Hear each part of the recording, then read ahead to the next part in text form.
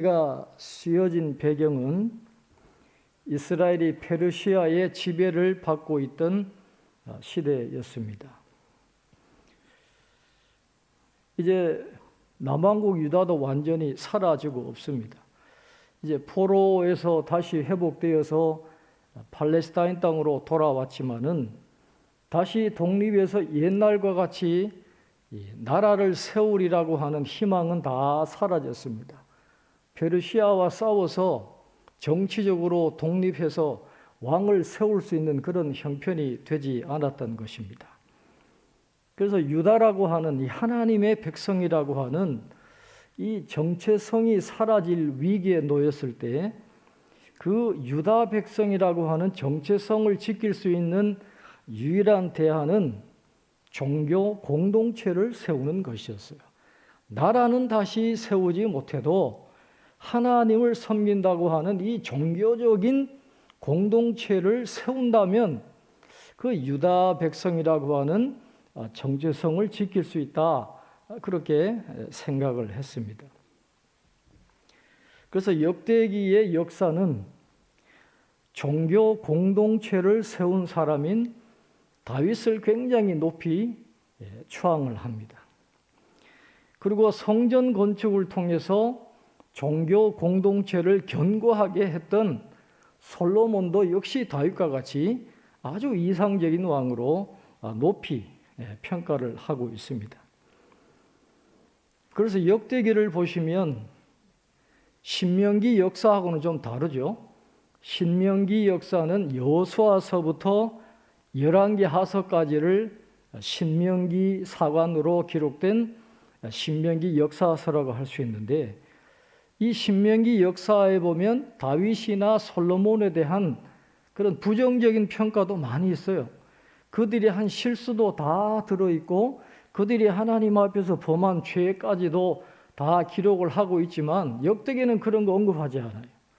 아주 이상적인 왕으로 높여야 되기 때문에 종교 공동체를 세운 사람으로 이 다윗과 솔로몬의 아주 좋은 면만, 긍정적인 면만 칭송하고 있는 것을 볼 수가 있습니다.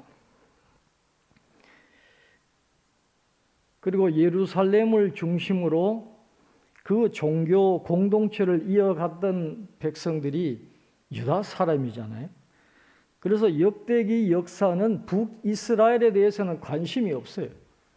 이 유다 백성들에게 관심이 있기 때문에 역대기는 북이스라엘의 역사는 거의 언급을 하지 않습니다. 그리고 이스라엘이 남왕국과 북왕국으로 분리될 때에 그 역사를 기록하면서도 신명기 역사서에는 중요하게 다뤘던 여로보암에 대해서는 거의 언급을 하지 않고 있습니다. 그런 내용들을 우리가 염두에 두면서 오늘 본문을 우리가 살펴보아야 합니다.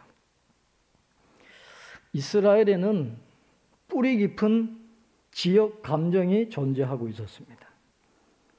이 사사시대 이후로 뿌리 깊게 작용하고 있는 지역 감정을 이해를 하면서 오늘 본문에 우리가 접근을 해야 합니다. 이스라엘의 그 지역 갈등의 핵심은 유다 지파와 이 에브라임을 중심으로 하는 그 비유다 지파 사이에서 지역 갈등이 발생을 하게 됩니다. 그래서 다윗이 왕이 되었을 때에는 유다 중심으로 정책을 하지 않고 자기의 통치 원리, 제1원리는 차별하지 않는 거였어요. 그래서 유다 백성이든지 다른 지파 사람들을 차별하지 않고 하나로 만들기 위해서 다윗 왕은 최선을 다했어요. 그러나 뿌리 깊은 지역 감정은 사라지지 않았습니다. 다윗 시대에도. 그래서 이 압살롬이 반란을 일으킨다든지 또 비그리의 아들 세바가 반란을 일으킬 때에도 그 지역 감정을 부추겨 가지고 다윗 왕에게 반란을 일으키는 그런 모습을 성경은 보여주고 있습니다. 그러나 다윗 왕의 왕위를 이어받은 솔로몬은 그런 다윗 왕의 노력을 따라가지 않았어요. 철저하게 유다 백성들 중심으로 정책을 이끌어가요. 그래서 노역이라든지 어떤 세금을 부과한다든지 할 때도 유다만 우대를 해주는 거예요. 그래서 유다 중심의 정책을 하게 되니까 저 북쪽에 있는 10지파 사람들의 원성이 자자해지게 되는 것입니다. 그것이 바로 이제 두 나라로 갈라지게 되는 원인을 제공하는 단초가 되는 것이죠. 그런데 역대기에는 그런 솔로몬의 실정에 대해서는 침묵하고 있어요. 열왕기사와 다르게 그런 솔로몬이 잘못한 내용들을 구구절절히 이야기하지 않고 철저하게 침묵하고 있습니다. 아까도 말씀드렸지만 성전을 건축해서 종교 공동체를 세웠던 위대한 왕이었기 때문에 최대한 이 솔로몬에 대한 비난을 자제하기 위해서 그런 내용들은 다 생략을 해버렸어요. 그래서 역대기에는 그 민족이 분열되는 공을 누구에게 넘기느냐 하면 솔로몬이 아닌 그의 아들 르호보암에게 그 공을 넘기고 있는 것을 보게 됩니다. 이렇게 지역 갈등이 존재하고 있기 때문에 르호보암이 왕이 되었으면서도 이 북왕국 북쪽의 그 이스라엘 지파들에게 인준을 받아야 돼요. 자기가 유다 사람으로 그 솔로몬의 후계자가 되었지만은 북왕국 사람들이 인정하지 않으면 이 왕이 될 수 없는 그런 뿌리 깊은 지역 감정이 있었기 때문에 북쪽 지파들의 인준을 받기 위해서 오늘 그 북쪽의 중심지인 세겜으로 올라가는 장면이 오늘 본문 1절에 나오고 있습니다.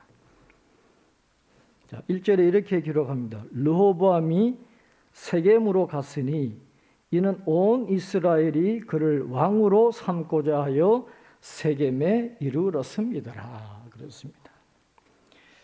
이스라엘이 신정국가고 하나님의 뜻에 의해서 르호보암이 왕이 되었지만은 백성들의 지지가 있어야 되는 거잖아요. 그래서 북쪽 이스라엘의 10지파의 그 지지를 얻기 위해서 북쪽의 중심지였던 세겜으로 올라간 것입니다. 세겜이라고 하는 도시는 에발산과 그리심산 사이에 있는 도시인데 아주 일찍부터 이스라엘의 종교와 정치의 중심지였습니다. 그래서 그 세겜에 가가지고 북쪽 지파의 인준을 받게 되는데 바로 거기에 한 인물이 등장합니다. 여로보암이라고 하는 인물이 등장하고 있습니다. 역대기는 이 왕국 분열의 책임을 솔로몬에게 돌리지 않고 그의 아들 르호보암과 여로보암에게 돌리고 있는 것을 우리가 보게 됩니다. 자, 2절, 3절 이렇게 말씀합니다. 2절, 3절입니다. 느밧의 아들 여로보암이 전에 솔로몬 왕의 낯을 피하여 애굽으로 도망하여 있었더니 이 일을 듣고 여로보암이 애굽에서부터 돌아오매 무리가 사람을 보내어 그를 불렀더라. 여로보암과 온 이스라엘이 와서 르호보암에게 말하여 이르되. 그랬어요.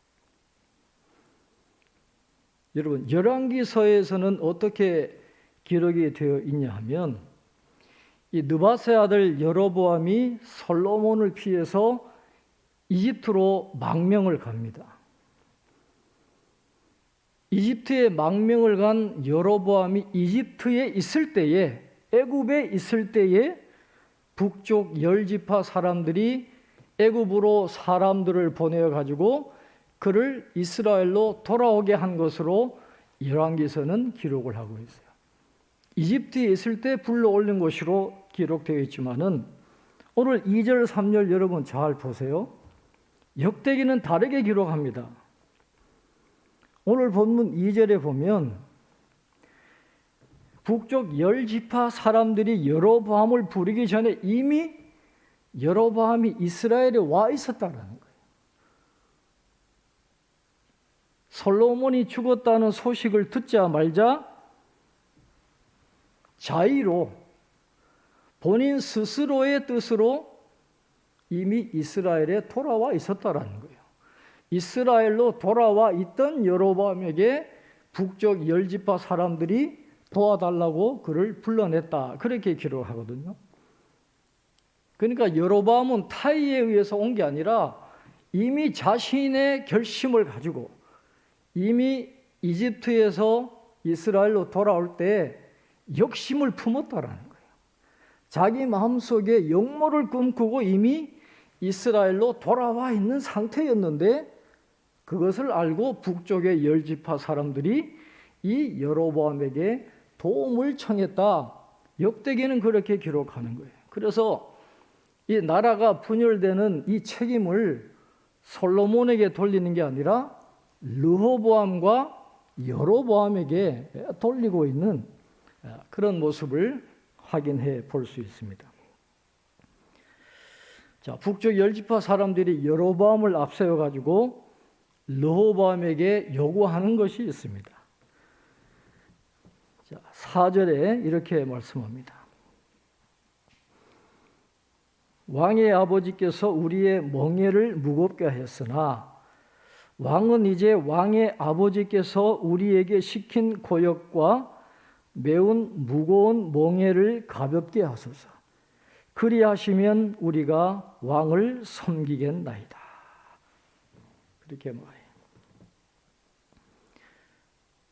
여로보암은 에브라임 지파 스레다 사람으로 이 솔로몬 왕이 밀로를 건축할 때 감독으로 있었어요. 그런데 이 솔로몬의 학정이 너무너무 심하니까 거기에 반기를 들었다가 애굽으로 도망간 사람이거든요.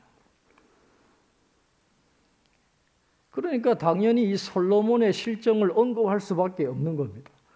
역대기가 아무리 솔로몬 왕을 이상화시켜도 그가 잘못한 부분을 언급하지 않고 넘어갈 수는 없었어요. 그래서 여로보암이 오늘 10지파를 대표해서 나오면서 이 아버지 솔로몬이 잘못한 부분들을 이야기하는 거죠. 백성들에게 고역을 시키고 너무 무거운 맹예를 매게 했으니 그걸 이제 가볍게 해달라. 그러면 우리가 당신을 왕으로 섬기겠다. 그랬어요.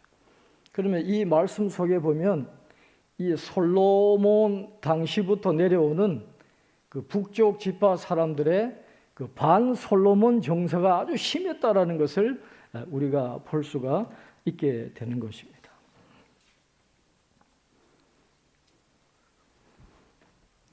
그러니까 르호보암은 3일 시간을 달라 그래요. 3일 시간을 주면 이제 알려주겠다. 그러니까 르호보암이 자기가 혼자 결정을 못하니까 솔로몬 생전에 솔로몬을 모셨던 그 원로들에게 자문을 구하고 또 자기와 함께 자라난 젊은 신하들에게 자문을 구하는 장면이 오늘 본문에 나오고 있습니다. 6절, 7절인데 원로들에게 자문을 구합니다. 오늘 이번 주에 암송할 말씀은 7절인데 우리 6절, 7절 한번 같이 읽겠습니다. 르호보암 왕이 그의 아버지 솔로몬의 생전에 그 앞에 모셨던 원로들과 의논하여 이르되 너희는 이 백성에게 어떻게 대답하도록 권고하겠느냐 하니 그들이 대답하여 이르되 왕이 만일 이 백성을 후대하여 기쁘게 하고 선한 말을 하시면 그들이 영원히 왕의 종이 되리이다 하나.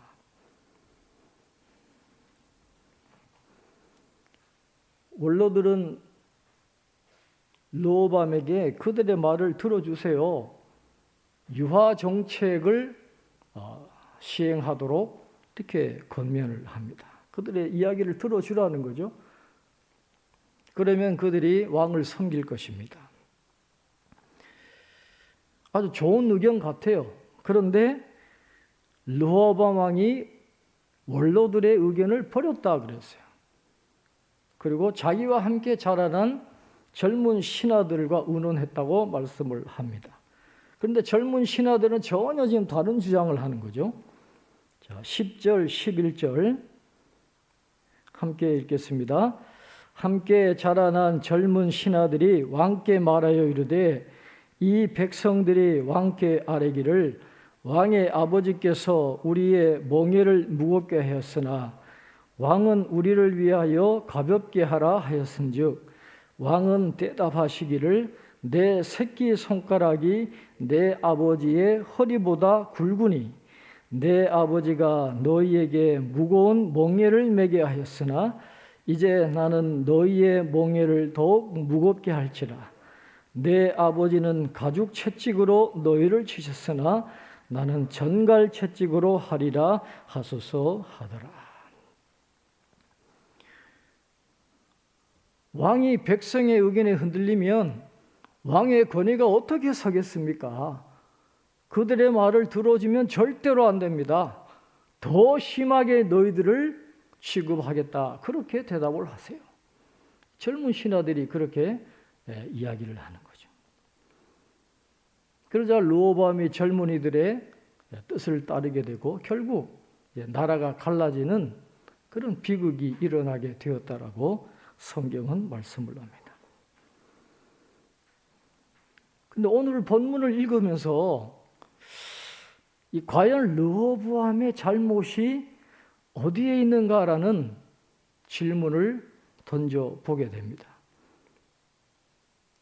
과연 오늘 본문을 읽으면서 우리가 생각할 때 르호보암이 솔로몬 왕을 모셨던 원로들의 말을 들었다면 문제가 해결될 수 있었을까?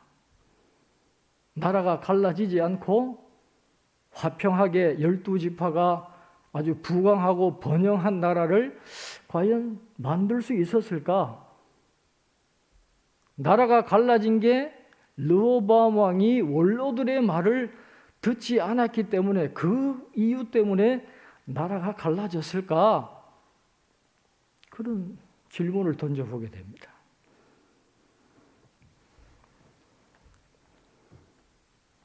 솔로몬 왕을 성전에 모셨던 그 원로들이 르호보암에게 아주 현명해 보이는 그런 조언을 준 건 사실이에요. 백성들을 후대하세요. 선한 말을 해주세요. 이건 아주 통치 원리의 기본이죠. 백성을 두루두루 유익하게 하고 백성을 아주 편안하게 잘 살게 하는 이 위정자의 근본적인 도리인데 말은 맞는 것 같아요. 이 말은 맞죠. 그러나 그 조언을 하는 원로들이 누구냐 말이죠. 바로 솔로몬 왕을 모셨던 사람들이. 이런 비극이 일어난 단초를 누가 제공했어요? 솔로몬이 제공한 거예요. 다윗 왕이 그렇게 하나 되도록 노력을 했지만 솔로몬이 유다 중심으로 정책을 펴면서 이 나라가 지금 이 지경까지 됐는데 그걸 솔로몬 혼자 그렇게 했겠어요? 솔로몬의 정책을 실행에 옮겼던 집행했던 사람들이 바로 그 원로들이에요. 똑같은 인물인데 그 사람들이 지금 이 말을 하는 것은 단지 그 순간의 어려움을 극복하기 위해 했던 미봉책에 불과한 것이지 그 원로들의 말이 이 이스라엘에 닥친 이런 근본적인 위기를 해결할 수 있는 답은 될 수가 없었다라는 것입니다. 이미 오랫동안 잠재해 있던 그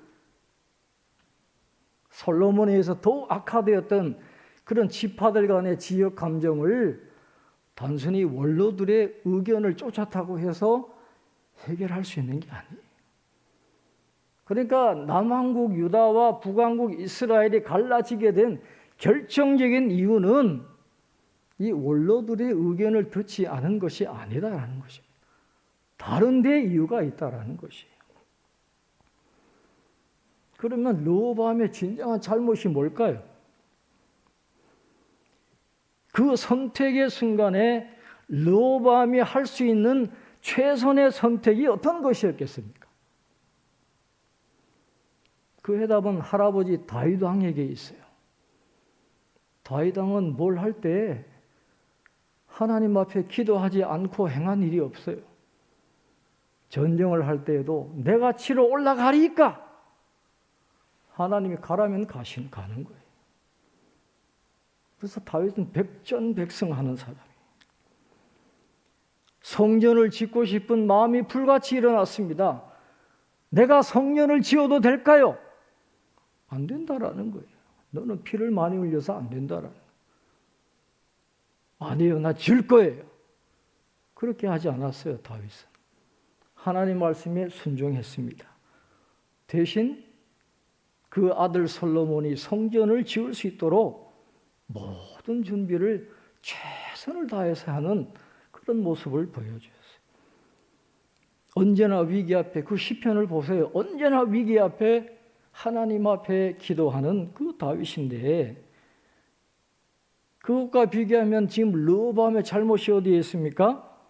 하나님을 섬기는 나라의 왕이었다고 한다면 그 선택의 순간에 사람에게 도움을 구하는 게 아니라 하나님 앞에 무릎을 꿇고 하나님의 지혜를 구했어야 되는 건데 그렇게 하지 않았다라는 거예요. 누구의 조언을 들었더라도 르호보암이 하나님 앞에 무릎을 꿇지 않는 한 왕국이 갈라지는 건 필연적이었다라고 성경은 말씀하고 있습니다. 열왕기서를 보면 이렇게 엄청나게 잘못된 결과를 낳는 르호보암의 선택이 우연이 아니다라는 거예요. 예언자인 실로 사람 아이야가 여로보암에게 했던 예언을 하나님이 응하게 하신 것이다. 그렇게 말씀합니다. 열왕기상 11장 31절부터 33절에 보면 실로 사람 아이야가 하나님의 말씀을 여로보암에게 이렇게 전달합니다. 여로보암에게 이르되 너는 10조각을 가지라. 이스라엘의 하나님 여호와의 말씀이 내가 이 나라를 솔로몬의 손에서 찢어 빼앗아 10지파를 내게 주고 오직 내 종 다윗을 위하고 이스라엘 모든 지파 중에서 택한 예루살렘을 위하여 한 지파를 솔로몬에게 주리니 이는 그들이 나를 버리고 시돈 사람의 여신 아스다롯과 모압의 신 그모스와 암몬 자손의 신 밀곰을 경배하며 그의 아버지 다윗이 행함같이 아니하여 내 길로 행하지 아니하며 나 보기에 정직한 일과 내 법도와 내 율례를 행하지 아니함이라. 그렇게 말씀했어요. 나라가 갈라지는 건 이 사람의 선택 때문이 아니었다. 하나님을 떠난 그들의 잘못 때문에 하나님이 행하신 거예요. 그래서 성경은 인간사의 모든 일은 하나님이 정하시고 하나님이 섭리하신다라는 것을 오늘 우리들에게 가르쳐 주고 있는 것입니다. 나라의 흥망성쇠는 하나님의 손에 있습니다. 사람의 뜻대로 역사가 흘러가는 게 아니에요. 나라가 잘 되려면 하나님이 은혜를 주셔야 되는 것이지 사람이 잘해서 그런 건 아니다라는 것이죠. 여러분, 요즘 우리나라를 둘러싼 국제 정세가 심상치 않습니다. 이 구한 말에 나라를 빼앗겼던 그 시대랑 거의 비슷하게 지금 상황이 흘러가고 있어요. 녹록치 않아요, 지금. 미국과 중국이 지금 보이지 않는, 다 보이죠. 칼만 안 들었지 전투를 지금 하고 있잖아요. 그런데 여러분, 미국은 대단한 나라입니다. 지금 유럽에 잘 사는 나라 4-5개 국력을 다 합해도 캘리포니아주 하나와 똑같아요. 그만큼 어마어마한 나라가 미국인데 미국이 마음만 먹고 죽이려고 달라들면 견딜 나라가 없어요. 지금 중국이 저렇게 호기롭게 미국하게 달려들지만은 언제까지 가지 알 수 없어요. 이렇게 되면 중국은 중국대로 자기 편 들라 그러고 미국은 미국대로 자기 편 들라 그럴 텐데 앞으로 우리나라가 나아갈 길이 녹록지 않다라는 거예요. 이럴 때 어떻게 해야 되겠어요? 사람의 지혜로는 할 수 없어요. 하나님 앞에 엎드려야지. 그 방법밖에 없어요. 하나님의 은혜를 주셔야 우리나라가 이 지정학적인 위치에서 제 역할을 하고 뻗어나갈 수 있지. 하나님 은혜 주시지 않으면 사람의 깨로는 안 돼요. 외교 잘한다고 되는 게 아니다라는 거예요. 보통 일이 아닙니다. 하나님 앞에 무릎을 꿇어야 될 때 하나님의 은혜를 주셔야 되는데 우리가 그걸 잘 알아야 됩니다.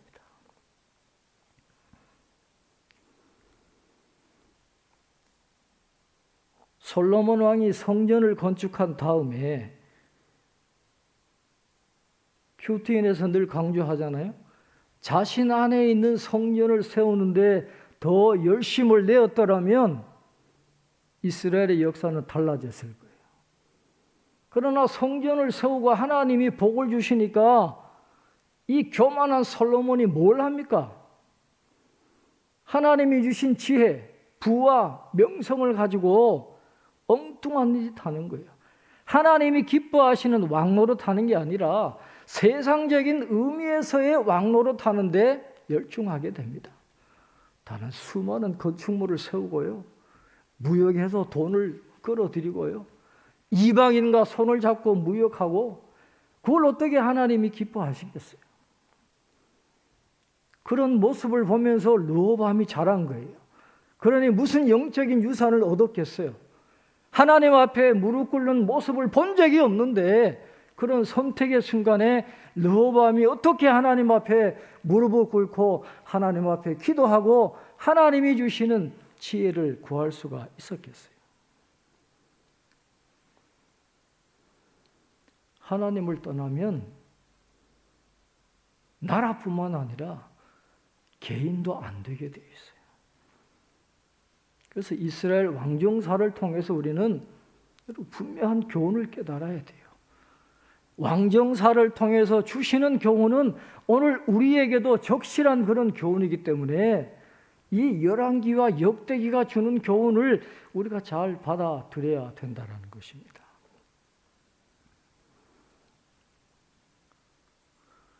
우리나라가 앞으로 갈 길이 또 지금 한국 교회가 갈 길이 녹록지 않아요.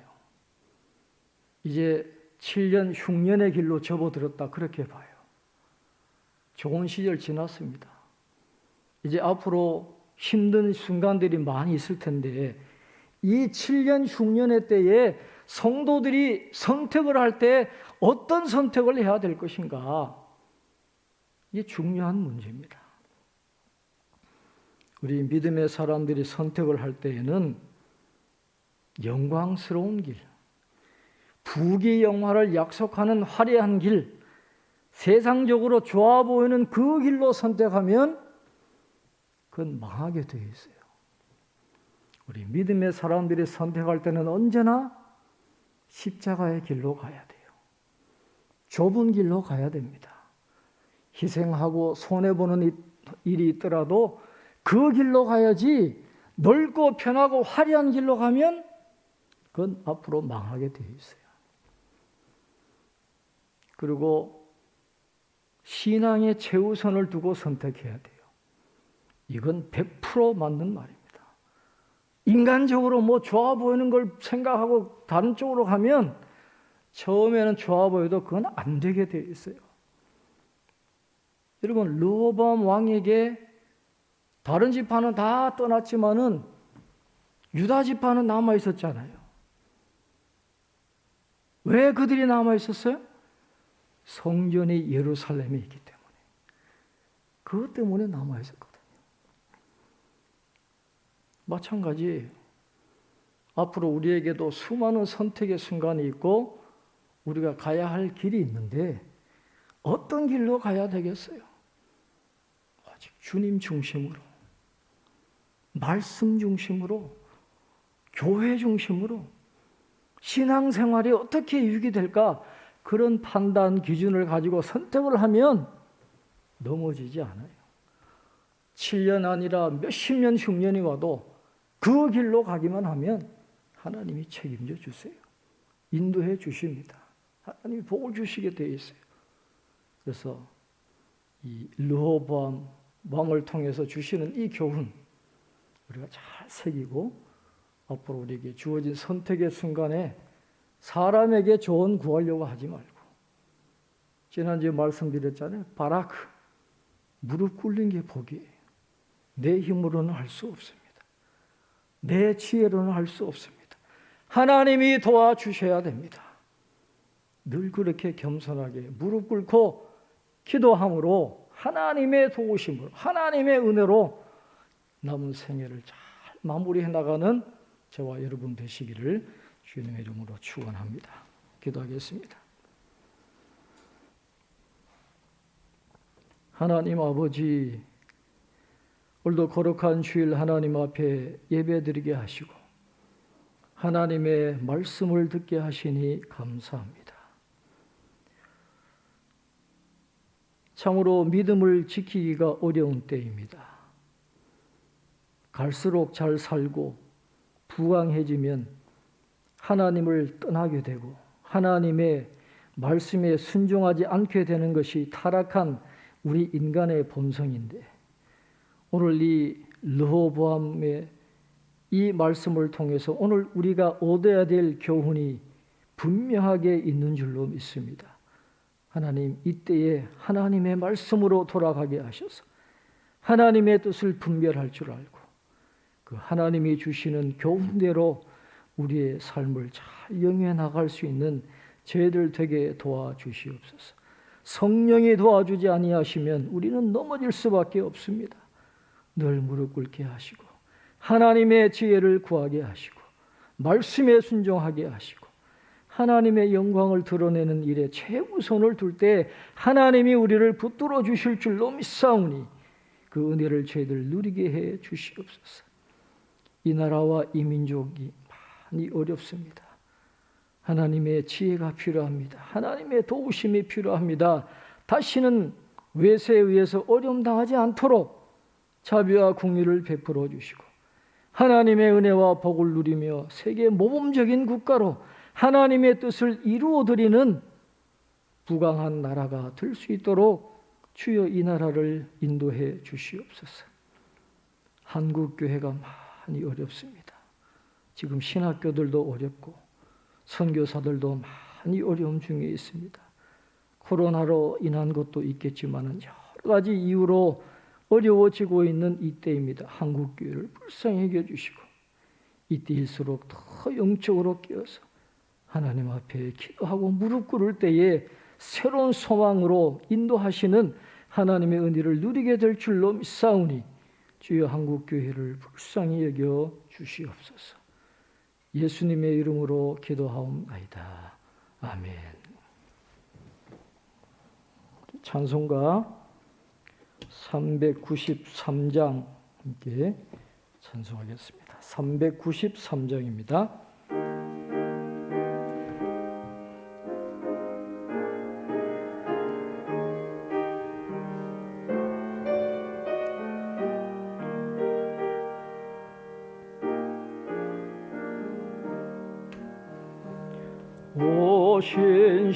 신실하신 주 내 아버지여, 늘 함께 계시니 두려움없네. 그 사랑 변찮고 날 지키시며 어제나 오늘이 한결같네. 오 신실하신 주, 오 신실하신 주, 날마다 자비를 베푸시며 일용할 모든 것 내려주시니 오 신실하신 주. 나의 구주. 봄철과 또 여름 가을과 겨울 해와 달 별들도 다 주의 것. 만물이 주 영광 드러내도다. 신실한 주 사랑 나타내네. 오 신실하신 주, 오 신실하신 주, 날마다 자비를 베푸시며 일용할 모든 것 내려주시니. 오 신실하신 주, 나의 구주. 내 죄를 사하여 아미하시고 주 친히 오셔서 인도하네. 오늘의 힘되고 내일의 소망 주만이 만복을 내리시네. 오 신실하신 주, 오 신실하신 주, 날마다 자비를 베푸시며 일용할 모든 것 내려주시니. 오 신실하신 주, 나의 구주. 아멘. 기도하겠습니다. 신실하신 하나님을 찬양합니다. 오늘까지 저희들을 지켜주시고 부족한 저희들에게 한결같은 사랑을 베풀어 주신 그 큰 사랑을 인하여 감사합니다. 하나님 앞에 오늘 예배 드릴 때 그 큰 사랑을 인하여 감사함으로 귀한 예물 드렸사오니 이 예물을 연락하여 주시고 한 분 한 분 위에 예비하신 복으로 충만하게 채워 주옵소서. 하나님 아버지, 우리에게 필요한 것이 많이 있습니다. 영적으로나 육적으로나 정신적으로나 하나님 있어야 할 것 채워주셔서 이 땅에 나그네 길 가는 동안 믿음 잃어버리지 않고 늘 하나님 앞에 무릎 꿇을 때 우리에게 풍성하게 채워주시는 하나님의 귀한 은혜와 복을 누리며 살아가는 우리 성도님들 다 될 수 있도록 축복하여 주옵소서. 이번 한 주간도 한 분 한 분을 기억하시고 하나님의 손으로 붙들어 주셔서 이 어려움을 잘 극복해 나갈 수 있도록 도와주시옵소서. 어르신들의 건강을 지켜주시고 일터와 직장 위에도 은혜를 주시며 자녀들의 앞길을 축복하여 주옵소서. 코로나19 확산세가 줄어들지 않고 있습니다. 또 백신 수급도 어려움 중에 있습니다. 하나님, 이 나라를 불쌍히 여겨 주시옵소서. 치료와 방역과 여러 가지로 고생하는 의료진들과 봉사자들에게 힘을 더하여 주시고 요양원이나 여러 가지 취약계층을 위해서 수고하는 분들에게도 하나님 위로를 더하여 주시옵소서. 하나님 아버지, 하나님 앞에 기도할 것밖에 없습니다. 이 나라와 한국교회와 우리 교회를 위해서 늘 기도하는 저희들 되게 도와주시고 기도를 통해서 하늘 보좌를 움직이는 놀라운 복을 경험하는 저희들 되게 하여 주옵소서. 이번 한 주간도 주님과 동행하는 복된 날이 되기를 원합니다. 승리할 수 있도록 축복해 주시옵소서.